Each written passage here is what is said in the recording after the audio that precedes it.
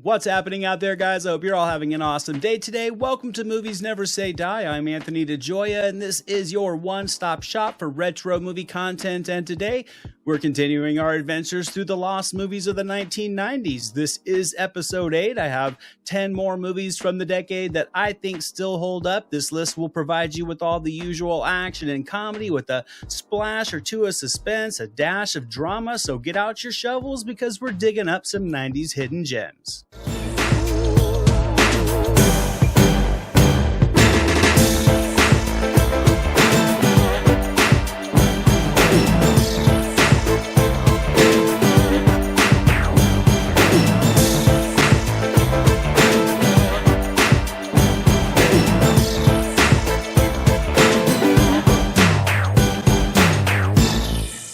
This comedy is about a private detective. To his clients, he's the world's best rock and roll detective, and to everybody else, he's just a dick. That man is Andrew Dice Clay, and the movie is The Adventures of Ford Fairlane from 1990, directed by Rennie Harlan, also starring Lauren Holly, Priscilla Presley, Ed O'Neill, Robert Englund, David Patrick Kelly, and a bunch of other familiar faces. Now, this is definitely a movie that will not be to everybody's taste. If you are not a fan of Andrew Dice Clay's brutish delivery of humor, then you may not enjoy this movie. If you like your comedy with an intelligent wittiness, then you may want to pass on this one as well. However, if you like dumb, silly, and blunt humor, then The Adventures of Ford Fairlane will provide you with just a barrage of absurdity and nostalgia to those movies that were built around a hot commodity at the time. Stand-up comedians traditionally get a leading role in a dumb comedy at some point during their peak, and this one is no different. Not everything in this movie works, but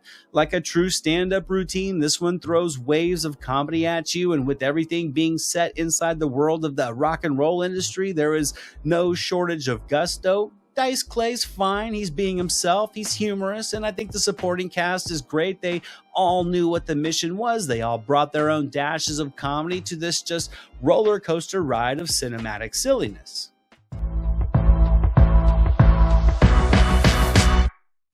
This next teenage die-hard knockoff is a movie I've talked about many times on this channel. Terrorists have taken over the Regis Academy and they are about to learn a lesson they won't forget. In a movie some of you may know as Boy Soldiers, but it will always be Toy Soldiers to me, from 1991, starring Sean Astin, Will Wheaton, Keith Coogan, and Andrew Divoff, as well as Louis Gossett Jr.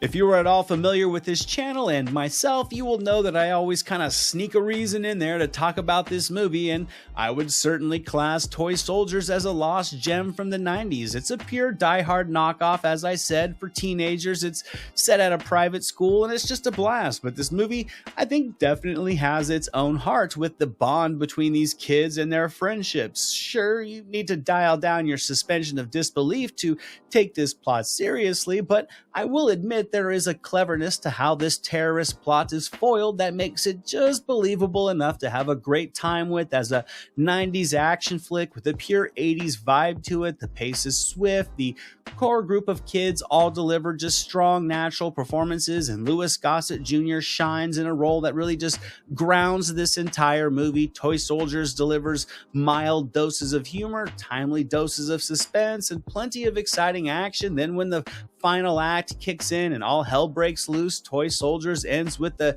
nostalgic, sentimental ending that just defined this era of the teenage action flick.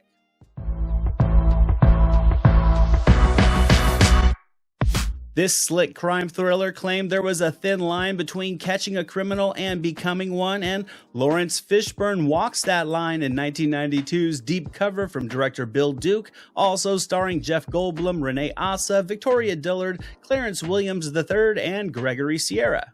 This is another movie I frequently talk about on this channel. I do think Deep Cover is a bit forgotten in the genre of crime dramas. It's not mentioned as much as it should be. This movie is just soaked with style and edginess. The soundtrack is awesome. It just serves as the pulse of the entire film, and the performances from Fishburne and Goldblum are fantastic. Fishburne delivers just a layered performance as a man with his own demons that just gets way too deep into the drug game, to the point he's connecting more with being a criminal than he is as being a cop. Then you get Goldblum, who's impressive as this very uptight businessman that's just pushed to the edge, who actually finds his control when he steps into the unhinged. I love these two characters. I love these performances together. I think the supporting cast is fantastic as well. And to me, Deep Cover is just one of those movies that feels lived in. It's a bit seductive with its exploration of the criminal underworld, and when the violence hits, it really does mean something. It has ramification, and it makes this movie impactful even on a rewatch.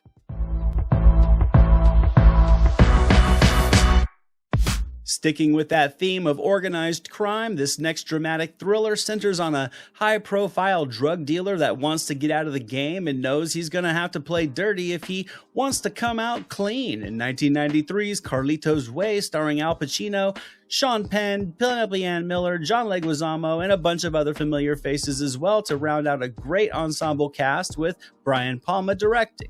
To me, Carlito's Way is an interesting case study. It doesn't necessarily do anything new in the genre, yet it shows when all the tropes are done with skillful precision that the results can be a timeless classic, which I certainly think Carlito's Way is. You first and foremost get the searing performance from Al Pacino that just breathes life, emotion, empathy, and just tons of heart into this gangster. The plot is perfectly structured with just enough subplotting and focal character arcs. No threads are left open. It really gives this movie just an attention-consuming flow. You can feel something is foreboding in the future when watching this movie, and it just keeps you on edge as the events evolve and the characters begin to reveal themselves.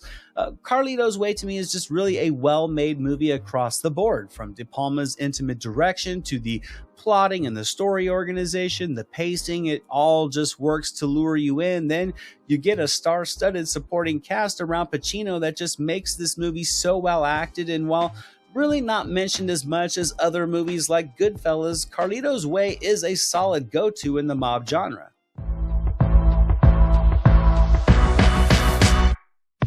This skydiving-themed thriller follows a maverick jumper and an ex-KGB agent who cross paths with the Russian mob, only to find out that it isn't the fall that kills you in Terminal Velocity from 1994, directed by Darren Sarafian, starring Charlie Sheen and Natasha Kinski, as well as James Gandolfini and Christopher McDonald. If any movie is a product of its time, it would be Terminal Velocity. It's an action movie that goes right through the motions in the genre, from the troubled main character with a sketchy past that needs his redemption, to the unlikely partnering with someone to search for clues, to the planned random feeling of romance between them, and the menacing villains and the one-liners and all the themed action sequences.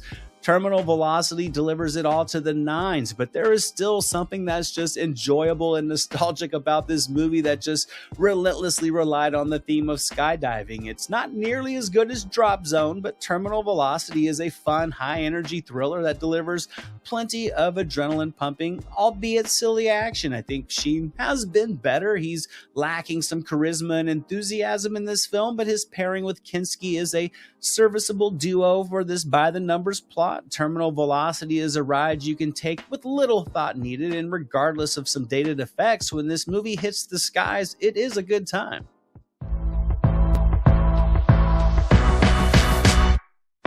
Next up is a futuristic cyber thriller that now technically takes place in the past, when a cop turned street hustler uncovers a conspiracy in 1999 Los Angeles in Catherine Bigelow's Strange Days, starring Ralph Fiennes, Angela Bassett, Juliette Lewis, and Tom Sizemore.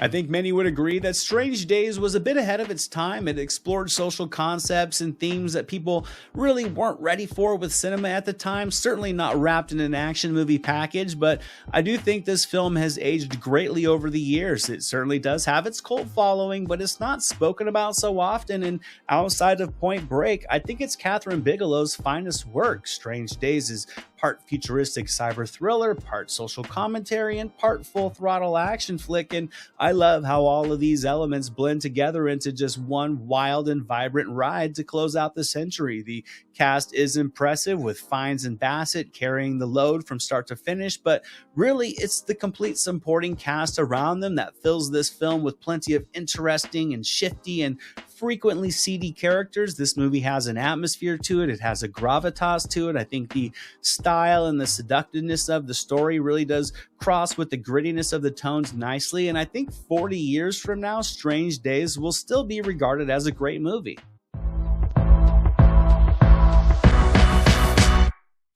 This dark comedy follows a couple of law-breaking brothers who find themselves competing for the same woman to comical results in 1996's Feeling Minnesota, starring Keanu Reeves, Cameron Diaz, Vincent D'Onofrio, and Dan Aykroyd, directed by Steve Bagelman. Feeling Minnesota is another of those movies that tries to deliver a bit of it all, and I've always had a soft spot for it. At the core, this movie is a romantic comedy and even a sweet one in glimpses. However, it kind of feels more like a romantic comedy that someone like Tarantino or David Lynch would make. It just has this sadistic sense of humor that just is slightly reminiscent of a film like Very Bad Things, but just much more restrained, and that's where some may not like this tone. I find it to be a great backdrop for a dark comedy filled with just charming but deeply flawed characters that kind of bumble through love like a bunch of dancing monkeys for your amusement. The grungy atmosphere and these surprisingly common character types just make the exaggeration of all these mishaps and emotional hurdles just pure mindless fun, in my opinion, all of which just hits the heartstrings without ever feeling sappy. And I think Reeves and Diaz and D'Onofrio are great here, and they make this movie the humorous comedy that I think it is. Coming up next is a high-energy comedy about an advertising agent and a petty thief that form an unlikely alliance in 1997's Nothing to Lose, written and directed by Steve Odenkirk, starring Martin Lawrence, Tim Robbins, John C. McGinley, and Giancarlo Esposito. I've always loved this movie. It's certainly more than ridiculous, and the central premise being a simple misunderstanding is just delightfully absurd. This results in a high-energy comedy that just checks all the boxes you want. It has a great duo in Lawrence and Robbins. Robbins is just dejected and feeling his life is lost. Lawrence is full-throttle hyperactive, and together they just deliver waves of comical banter and physical comedy. Nothing to Lose is just a pure comedy film while also being a pure adventure of silliness, and it all just gels together perfectly, from their antics out on the road to their scheme to rob Robbins' boss, with amazing performances from McGinley and Esposito as a couple of nomadic criminals. This movie just has non-stop energy and laughs. I've watched this one countless times. It's always a film that can put me in a good mood, and it delivers a great soundtrack that just locks it in time. And Nothing to Lose is a movie they don't make much anymore, but it's one that can always put a smile on your face.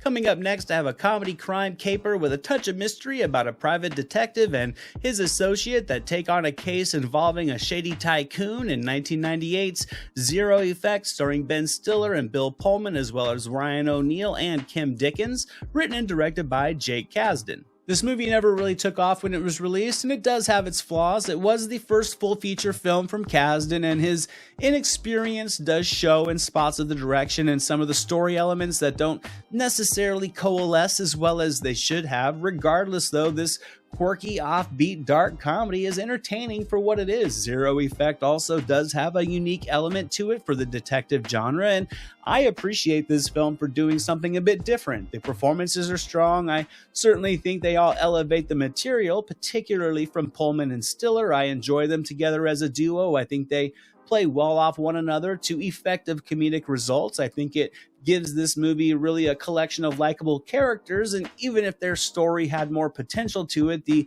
moody and just slightly eccentric vibe of this story is a charming little escape. This movie won't be for everybody, but if you like energized crime comedies that are a little bit all over the place, then Zero Effect will deliver some fun.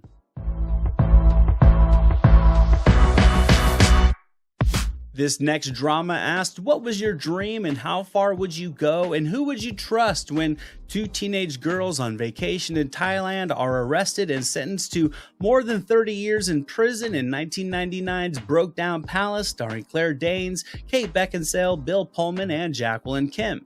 Now, this movie does have a few flaws. Its emotional lining is a bit superficial, and the friendship that fuels the focal dilemma of the plot is lacking some of the needed depth. But if you just take this movie at face value, the story of these two girls getting roped up in a smuggling run and losing their freedom will deliver more than enough dramatic intensity to keep you invested. You can just naturally sympathize with these characters for the most part, and the performances from Danes and Beckinsale are more than emotionally charged. Danes in particular is the driving force. Her character is the more fleshed out of the two, and she just pours her heart into this performance. I also really enjoy the supporting cast with Lou Diamond Phillips, Jacqueline Kim, and Bill Pullman. They all just humanize their relatively generic character types nicely, and with the tropical settings, you're just really pulled into a foreign land with these two girls to take their mission. This movie may not have been as good as Return to Paradise, however, Brokedown Palace can still deliver a emotionally intense ride. And that's it for today, guys. That wraps up episode 8 of my Lost 90s series. Another great list of 10 movies that I think all still hold up today and are all worth watching. If you've seen these movies, let me know what you guys think down in the comments. Thank you, as always, for watching this episode. Be on the lookout for episode 9 coming right around the corner. We only have 2 more left, and this series is complete. Also, just did a Touchstone Pictures video covering 1984 through 1986, kind of that studio's rise. That's worth checking out if you guys haven't seen it. I hope to see you guys all back in the next video, and until then, movies never say die. This is Jack Burton in the Pork Chop Express, and I'm talking to whoever's listening out there. Survive a war, you gotta become war. I suppose we have to register you as a lethal weapon. You trying to say Jesus Christ can't hit a curveball?